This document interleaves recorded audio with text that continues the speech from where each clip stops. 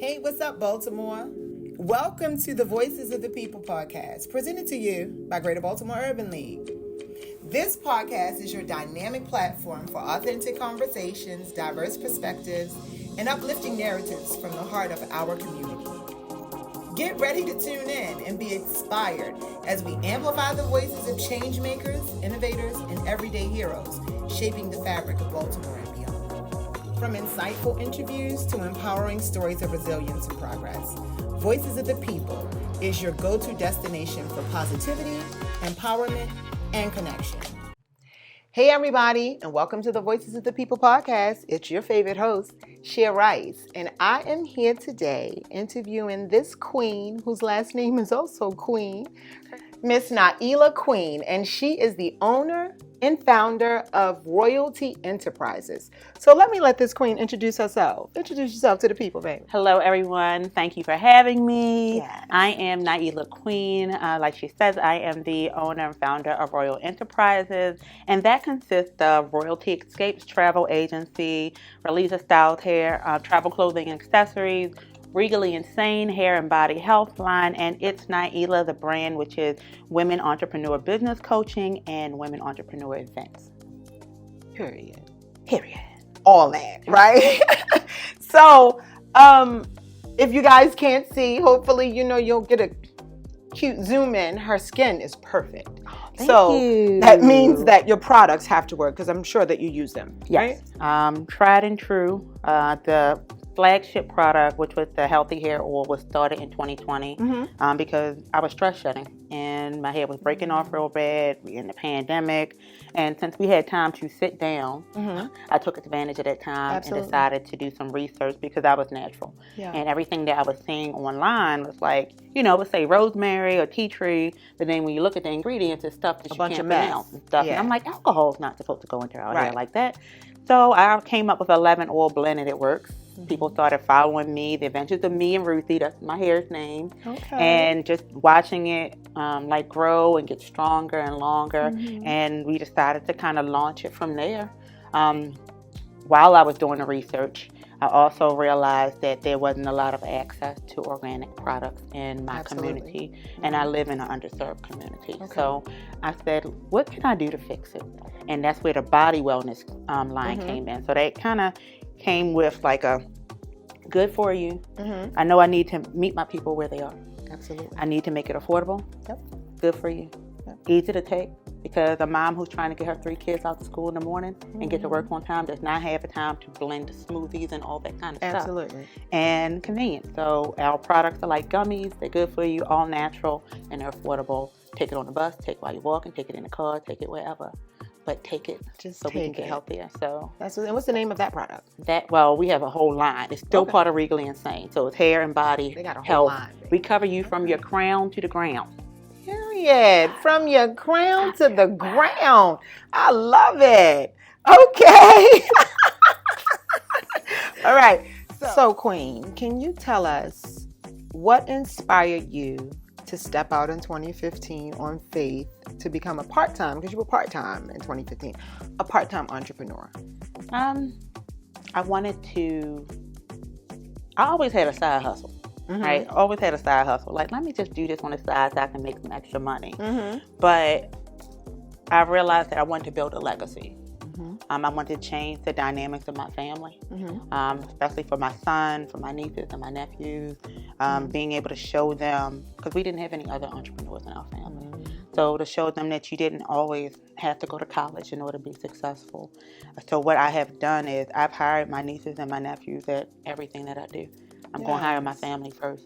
My son is with the bookkeeping. I ask him for the accounting information. So I'm going to keep it in-house before I hire outside. Building generational wealth. Just so they can see it. And my niece just graduated and she's an entrepreneur. She opened up her own dance studio. So I see that it worked. So I'm like, we got to keep changing these dynamics in the community. Because also, I believe entrepreneurship gives us a seat at the table without having to ask for it. Absolutely. And a lot of times, unfortunately, they don't want us at certain tables. When you get your own, you don't got to ask permission. And baby, even when they don't want you at those tables, you go sit at them and be unapologetically yourself. That's it. and they will love you for it. Because, you know, I used to think that I had to water myself down to be at certain tables. And one of the most amazing businessmen I know looked at me and said, Shia, just be you. And I was like, okay, period. And he was like, yeah, be you. They're going to love you. And I was like, he's this big, you know, huge businessman. And he's just telling me to be me. And I'm like, okay. And when I stepped into being me, everybody loved it. So I can see why, because you're amazing. yeah, But we are you, taught Queen. that, and we're made to feel that we are in certain spaces and we can't be as wonderful as we are our authentic selves. And like, I was like that with my travel agency. I would not put my name on really much of anything, and I refused to put my picture up. It wasn't until 2020 when we had that crash session and watching how things played out that I really had to check myself. You know, I had to check myself. Like, you know what? If they see that you're a black woman, they don't want to book with you, that's not your client. That's not your client. So, that's not your people. You know, stop hiding and dumbing yourself down. You have a great agency, all these accolades and stuff, yet you don't want to put your face up because you're worried about what people are going to think. So I had to do some checking on myself and soul searching. And baby, I came out swinging like, listen, if you don't want to be part of it, you don't got to be part of it. I'm here. So... And I love that. I love that it gave us that time to do some self-reflecting during that time. So that's where I'm at. So tell us a little bit about your travel agency. Yes. Royalty Escapes Travel Agency. I started it in 2015 just because I like traveling and people would ask me to help them book their trips. I actually dedicated it in honor of my mom because she loved to travel on her birthday. So we launched it on her birthday. And we are 9 years strong. When was her birthday? Her birthday is 4/6/1954, but we did it on 2015. Oh. So it's a great honor, the day that I can celebrate her even more, make her proud. And we've been doing great. During the pandemic, 80% of travel agencies closed their doors, and we survived and we thrived. You thrived. During that time, I did a shift of educating as opposed to pushing travel because no one can travel. Yeah. So they were more confident when they could travel that I stayed on top of everything. So I specialize in groups and destination weddings, large groups and destination weddings, and I absolutely love it. And one of the reasons why I started it, because I work with juvenile services, that I realized that a lot of the youth that we service has not been outside the state. And so many. Talking to them, because I worked in detention, I started at Charles Hickey. A lot of them was like, I can't afford it. You hear the parents say, I can't afford it. Yeah. So I was like, hey, if I can make it affordable, I can give you exposure. Will you guys go? Because you guys got to see something outside of this, because this is not normal and this is not the rest of the world. So that was really like the forced me force. That was the driving force. And getting pictures from people when they're taking their kids and they're on the balcony, it's the first time outside the country, is the reason why I do it. It's the reason why I do it, and the reason why I continue to do it. That is amazing. So tell us a little bit more about your journey in your entrepreneurial portfolio. Starting with the travel agency, expanded to a travel clothing accessory line. It was crazy because I started that the end of February and then boom, pandemic hit. Nobody's looking at buying any clothes for travel because we can't go anywhere. So it kind of shifted and halted. We're going to do a rebrand on that one, and then the Regally Insane Hair and Body Health line. And then kind of in 2022, I started getting really into like the business. People were asking me a lot of questions. So that's where It's Naila was birthed. So it gave me a vision at the end of 2021 and was like, hey, start putting your stuff and make a group for business. And start putting the stuff that you're putting on your regular page in there, because everybody else don't want to know about it. They're not an entrepreneur. They don't want to see it. It's probably getting on their nerves. So I was like, okay. Started a little group in January, and it started like booming. Like people started asking questions. And then I had like a women's empowerment event, my first one, and then did like a goal setting workshop for the top of the year. And that's where that kind of like led to like, hey, I have a passion for women, especially Black women entrepreneurs. For sure. And I want to go full force on that. That's my next thing that I want to do. That's me at the core. That's me when I look in the mirror. So by all means, let's do this. So that's where I've gone, and I'm doing all of them. And that's that. Our next one is this year. So I'm excited about that. It's going to be September 28th. Okay. And where is it going to be located? This is going to be at Studio 1010 on Conklin Street. So Okay. I am very excited about it. It's going to be intimate. Okay. It's going to be called Let's Talk. Okay. An intimate conversation with Black women when it comes to love, relationships, just life. That is get very, down very deep dope. with it. Yeah. And is it a cost? It will be a cost of $65. Okay. Mm-hmm. Does it include anything other than the conversation? Yes, Tell the people the details. Feed the people. Tell They the people know the I'm good. details, I'm a baby. foodie. They all know that we are foodies. Anything that we have is gonna have some good food in it. Okay. That's just how I roll. You just heard from Nyla Queen and all her amazing endeavors in her businesses. Now, let's go take a listen to some of the interviews from our Centennial Year Block Party.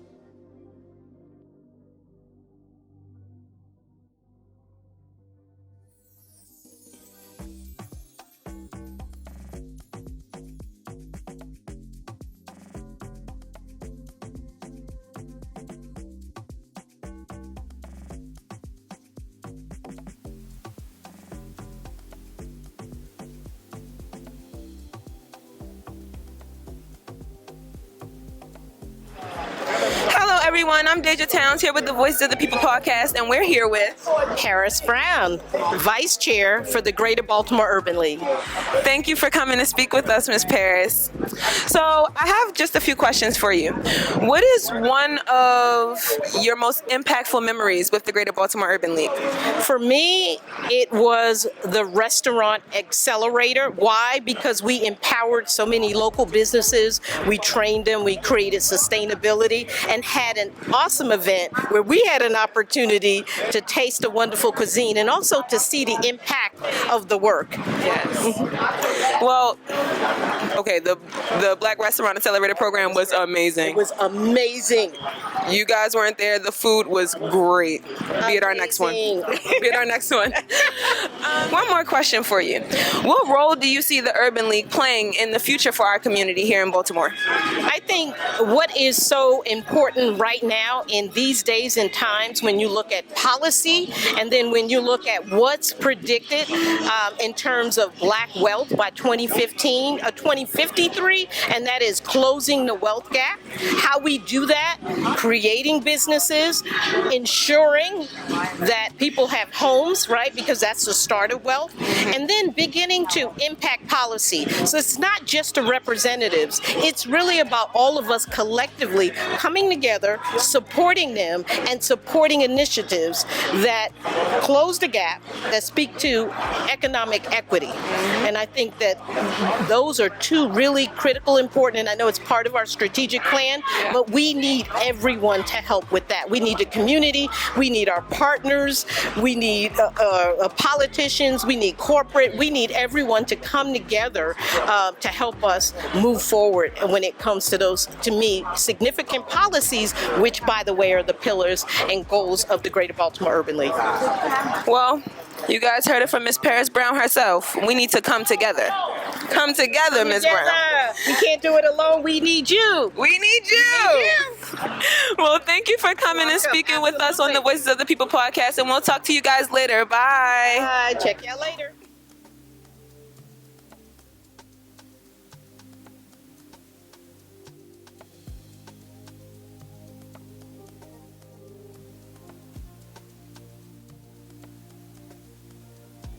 So how's it going? We are here today at the Community Block Party with the Greater Baltimore Urban League. So can you briefly give us a restatement about how you are involved in the community and what you do? Yeah, so my name is Marlon Amphrey. I'm a state delegate, so the 40th District is right here. I represent this district in Annapolis. I serve on the Economic Matters Committee. And the thing that's most important to me around this community, as a former educator, of course, I believe in making sure we create a pathway of opportunity for our young people. But the other thing that's near and dear to my heart when it comes to economic empowerment is creating sustainable economic engines for our people, for Black people. And I see that we have a true renaissance happening here in Baltimore. And I want to make sure that as we see more new restaurants, as we see more development, as we see more tech companies, we want to make sure they reflect the diversity of our great city, right? So making sure that our people are trained up to be able to be successful in this new economic world that we're in. Mm-hmm. All right, so Marlon, I know you've been extremely impactful and a great partner with the Greater Baltimore Urban League. Can you speak a little bit on the Greater Baltimore Urban League's impact towards the community that you've seen? Right. So I know that you all do a lot of work around helping entrepreneurs and small businesses. So I think that's probably the biggest impact, because we know in the near future, or we see that tech is taking over. Right. We see that new businesses are growing and blossoming. We see that when you think about some of the people that have the most wealth currently, there's a lot of people who have started something 10, 15, 5 years ago. Right. It's not necessarily someone who's has 200 years of legacy family wealth. Right. So there's a lot of opportunities that I know you all are helping train up those and those entrepreneurship skills, the entrepreneurship program that you all have. So I would say that's one of the most important things that you all are doing, and we got to continue to sustain that. As I said earlier during my comments from today, we have a new world with this new Supreme Court that is really digging and taking out diversity and opportunity for people of color. So it's important that organizations such as the Greater Baltimore Urban League, that are doing work towards making sure that our people are trained up to be successful, because now they're really taking away our seats at other tables to get that training, right? So it's important that we're doing the training for our people, for ourselves. Of course. So this will be my last question, Yes, sir. but we are in the 100th year anniversary of the Greater Baltimore Urban League. And you spoke a little bit about the past and what we've done. Can you speak a little bit into the future, what you'd like to see us get into? Well, I'll say it again. I think the biggest thing that we have to figure out how to get into is making sure that our people are trained in the new technological world that is opening, right? We see a lot of jobs and opportunities in tech, a lot of jobs and opportunity in financial technology, a lot of jobs and opportunity in the AI world, right? So making sure that as those worlds blossom, that we have a seat at that table, that we have a bite at the apple to create more economic opportunity for ourselves. And we have to also make sure that as people are trying to lower our impact and our importance as far as our access in regards to diversity, we got to make sure that we're fighting to make sure that that diversity is taking place and that inclusion is taking place, because it's not only good for our people, but if we're successful, I think we create a more successful Baltimore, a more successful Maryland. So it's a win-win for everyone. Well, thank you for that. This is a very good interview. Awesome, man. Mm-hmm. Appreciate you. And again, I'm Kobe Smith with the Greater Baltimore Urban League, and stay tuned.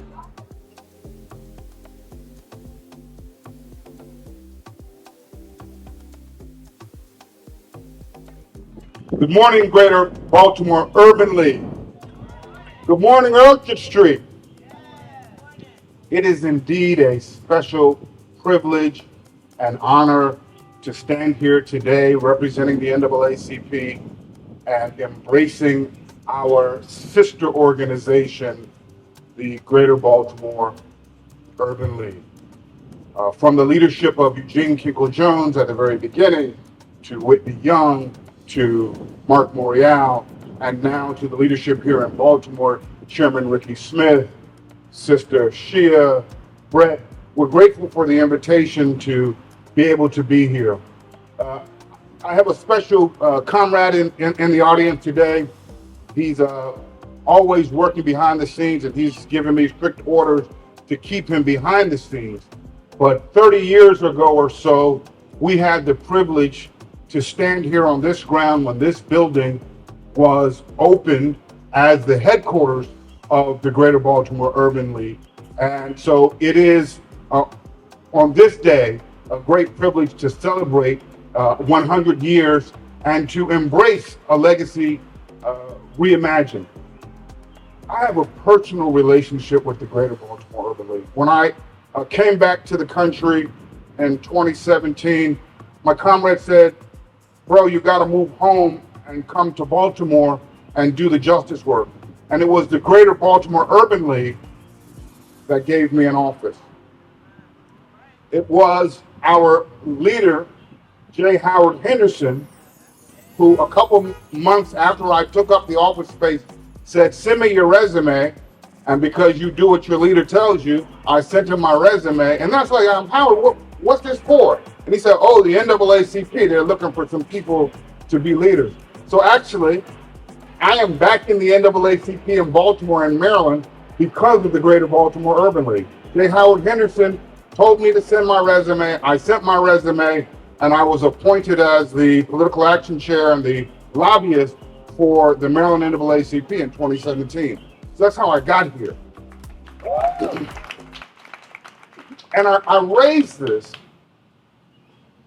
because operational unity, collaboration, partnership is essential to our success going forward.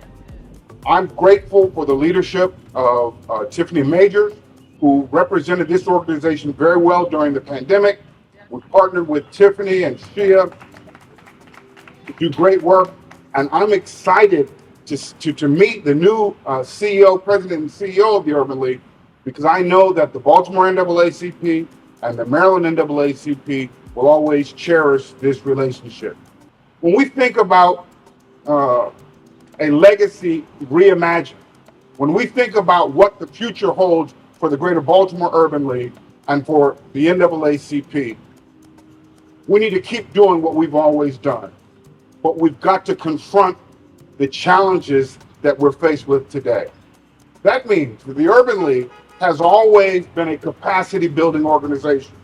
The Urban League has always provided job training and workforce development. The Urban League has always done an excellent job of bringing our young people through like the Saturday Leadership Program, our young adults through the Greater Baltimore Leadership Association and the Guild, bringing all generations of our people to the struggle. The Greater Baltimore Urban League has always stood up for voting rights.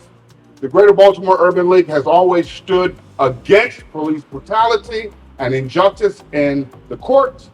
And we look forward to continuing to have that partnership. But we also look forward to working with the Urban League in Baltimore to stop gentrification and to advance sustainable development. We've got to get past this economic model that says in order for some people to win, other people have to lose. What we all ought to be saying in unity and in solidarity is, now, in the 21st century, the only economic model is an economic model that ensures that everybody wins. We have got to continue to be those people in the Urban League and in the NAACP and in other organizations who demand that we bring down the walls of structural inequity. We've got to realize, and I see one of my great leaders here today who sponsored legislation on reparations in the last session, Delegate Ampery, and he'll do it again in the next session. We've got to realize that all our kinfolk are not our kinfolk. And the ones who forget that they're our kinfolk, we've got to bring to their remembrance that their obligation is to us as a people first. It is time out for Black mayors, for Black council people, for Black Congress people, for Black governors, for whoever it is. It's time out for them, Black corporate leaders and Black community leaders. It's time out for us carrying water for white supremacy. The only reason that white supremacy is still a thing is because we continue to defend it.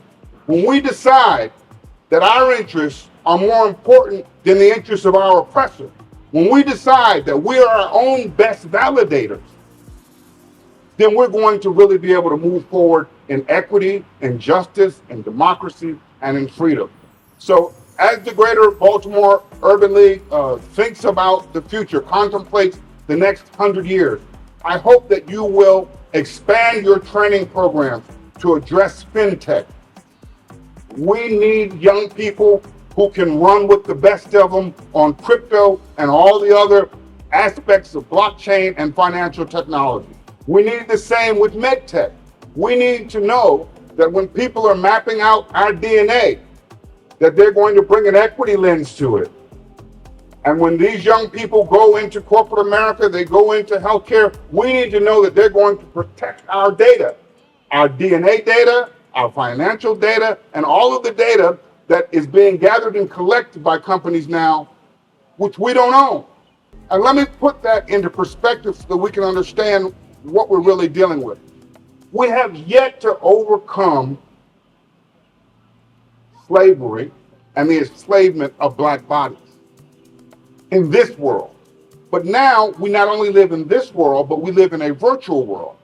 And we see, as we speak, the virtual enslavement of our people. We don't own any of our data. Who here controls their data online? Who here knows where all of those corporations that you give permission to on your app, who knows what they do with that data? They know, they own it, they control it. And so as we move forward to the future, This is a challenge for the Urban League. It's a challenge for the NAACP. It's a challenge for us in government, Councilwoman. It is a challenge for us in all of our corporate formations to recognize the model and to see it in its contemporary manifestation. We have got to draw on our history of bravery, a willingness to confront, willingness to embrace our own people, willingness to pour into our children, and use that as a strength to win on the contemporary battlefield. God bless you. We continue to stand with you, and we look forward to seeing you this evening as you are celebrated by ABC.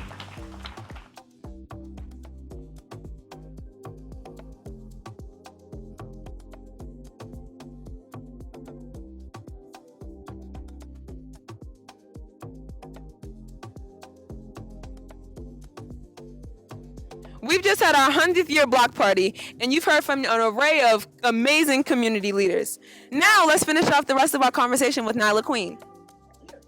So, leaving a legacy for your son, how do you incorporate your family in your businesses? Like I've said before, I hire my family. I bring them into everything that we do. Staffing, them being present at the stuff that we do, them knowing about it, running it past them, discussing it, just so they know the blueprint, because that's a legacy, leaving the blueprint so the next generation doesn't have to start from scratch. And so I've done that with the business, you know, so they see not just the great part of it. Oh, Aunt Nay had this great party and everybody's coming out, but you also see Aunt Nay running back and forth in the beginning. People come setting up and all this stuff.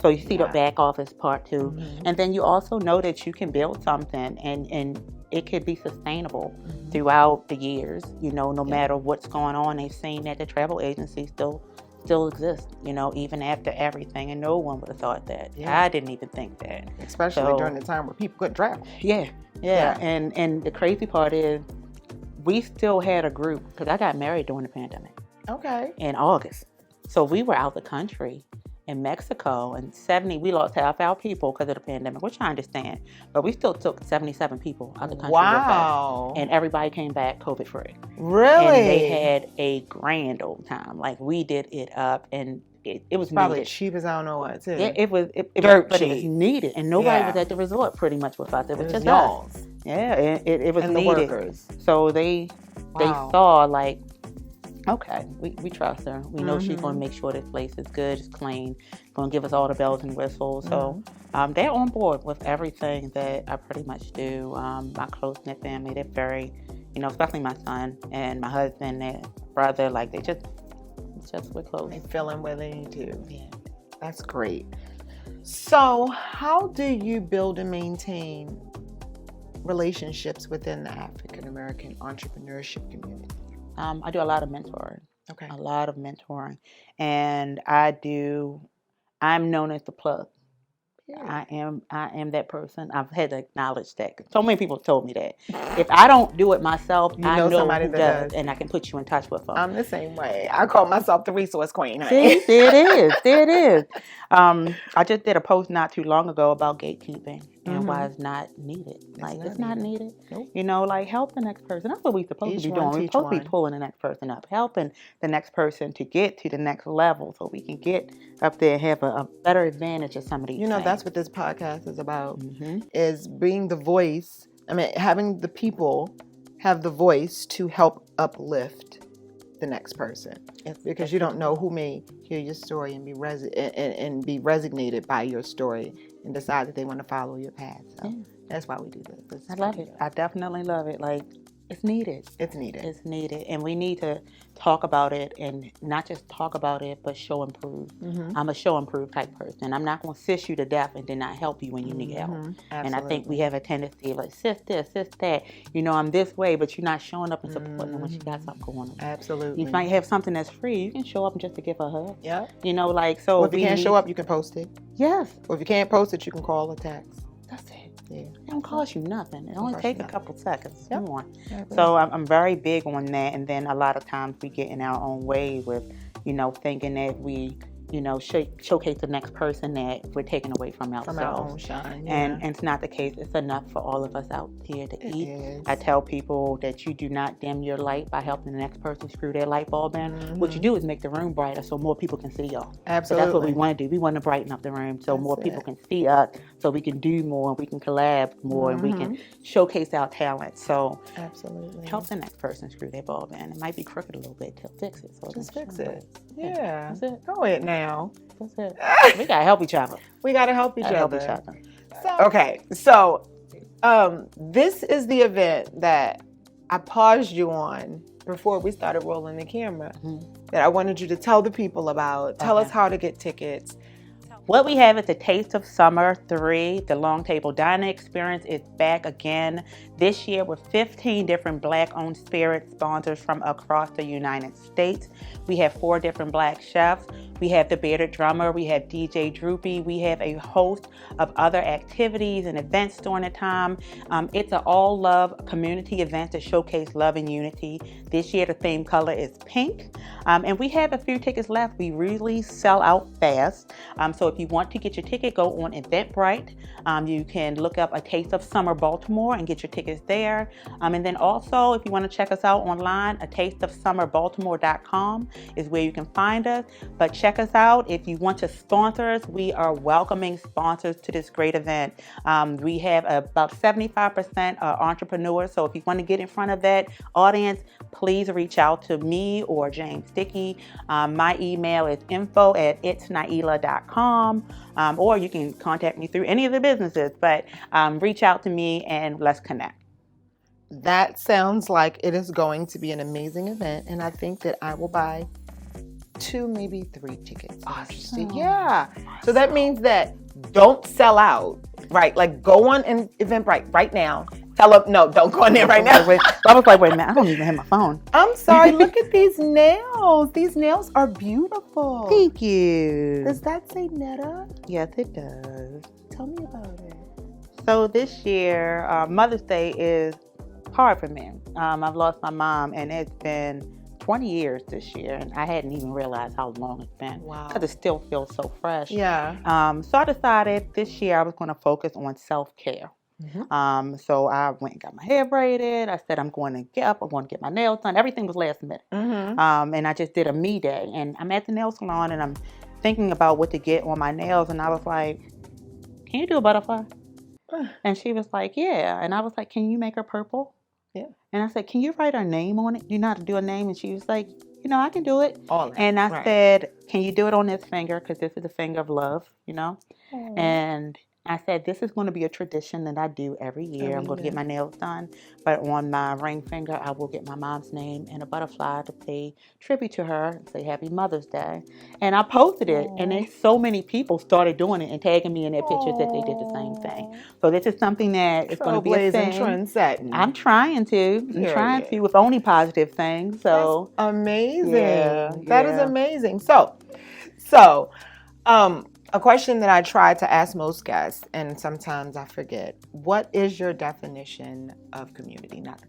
Not the textbook definition, but your definition of community. My definition of community is everyone that you have a connection to in some way, shape, or form. A lot of times people think it's just their surrounding area that they live in, but community expands to families, it expands to entrepreneurial spaces, it expands to people who look like you that are going through the same thing. And it might not be in your zip code, it might not be in your state, but you have a sense of something that connects you guys. And I think that's where I say community, because I can have somebody that's in Georgia and we're going through the same thing. You're part of my community. Yeah. You are part of who I'm trying to serve. And I'm big on underserved communities. So that's pretty much going to be almost everywhere when it comes across the United States, when it comes to our people and people that look like us. So just having that sense of wanting to help, support, and uplift one another, unapologetically, really genuine, and really going hard for them. You know, the same way you would do with your family members. Yeah. I feel like you should be doing that for your sense of community as well, because you want the next person to be able to be the best version of themselves. And that's what we should be focusing on when we are connecting and networking, when we are cheering each other on or supporting or going this place. Like, I'm looking for, hey, what you got going on? How can I support you type of thing. So Build community. yes. Absolutely. That's great. Tell the people how to get in contact with you. You can get in contact with me for Royalty Escapes. You can go to www.royaltyescapes.com or royaltyescapes@gmail.com. For Regally Insane, which is the all-natural, chemical-free hair and body products for those who are true to being all-natural, it is ask us at regallyInsane.com or www.regallyInsane.com. And It's Naila, which is business coaching and women empowerment events. You can go to info@itsnaila.com or you can go to www.itsnaila.com. We all know it's Naila. Okay? If we don't know nothing else, we know it's Naila. Okay? So, Naila, what do you think that organizations like ours can do better to serve the community? I don't think it should be anything that you guys can do better.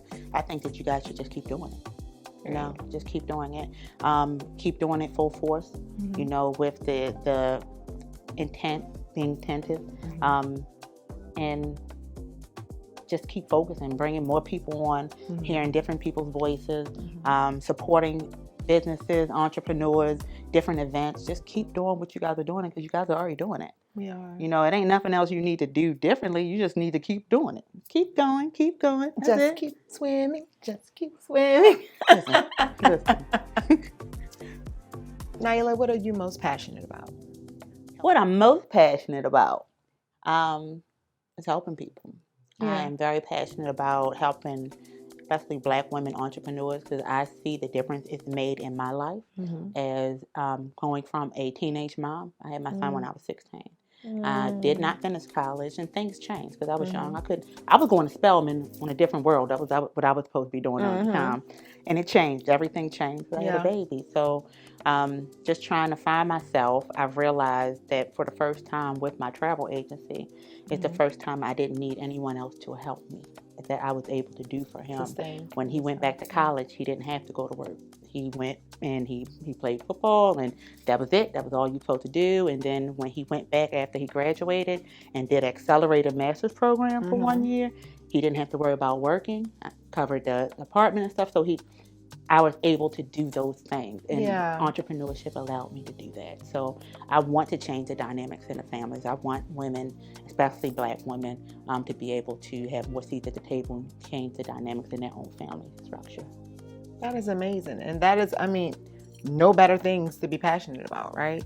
I'm in the position I'm in at the Greater Baltimore Urban League and as the host of the Voices of the People because I like to be of service. And this is no better way to service our community than to give them a platform to be marketed and to be seen and to be heard. Yes. Right? Thank you for that.